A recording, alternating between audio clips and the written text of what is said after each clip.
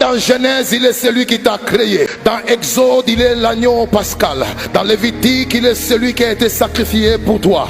Dans Nombre, il est celui qui connaît chaque tribu nom par nom. Dans Deutéronome, il est celui qui est le prophète du peuple. Et dans Josué, il est celui qui t'amène de l'esclavagisme vers la terre promise. Dans Juge, il est le grand conquérant.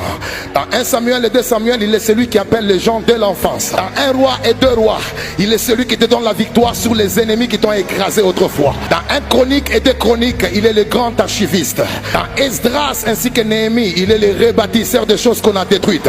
Dans Esther, il est ton avocat. Dans Psaume ainsi que Job, il est ta chanson préférée. Dans Ésaïe, il est celui qui dit l'Esprit de l'Éternel est sur moi. Car l'Éternel m'a oint pour annoncer la bonne nouvelle, pour guérir ceux qui ont le cœur brisé, pour proclamer la libération des captifs.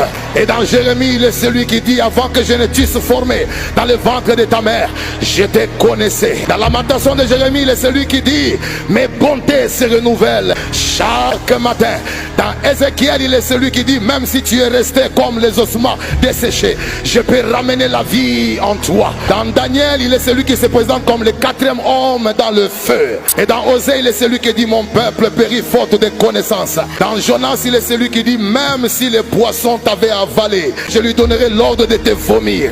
Et dans Habakkuk, il est celui qui dit même lorsque la prophétie tarde, attends-la car elle s'accomplira. Dans Joël, il est celui qui dit dans les derniers temps je répandrai de mon esprit sur toutes chairs. Et dans Malachie, il est celui qui dit vous verrez de nouveau la différence entre ceux qui me servent et ceux qui ne me servent pas. Dans Matthieu, il est celui qui se présente comme le roi. Dans Marc, il est celui qui se présente comme le Dieu des miracles. Et dans Luc, il est celui qui se présente comme le médecin.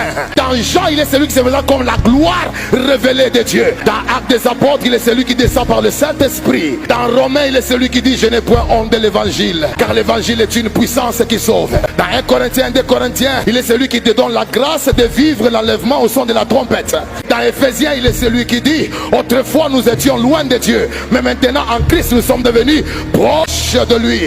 Dans Jacques, il est celui qui dit humilie-toi sous la main puissante de Dieu et il t'élèvera au moment convenable. Dans Éphésiens, il est celui qui dit nous n'avons pas à combattre contre la chair et le sang, mais contre les principautés, les puissances qui sont dans les lieux célestes. Dans 1 Thessaloniciens, il est celui qui t'enseigne la loi de la pureté. Dans 1 Timothée de Timothée, il passe par les jeunes pour établir son royaume.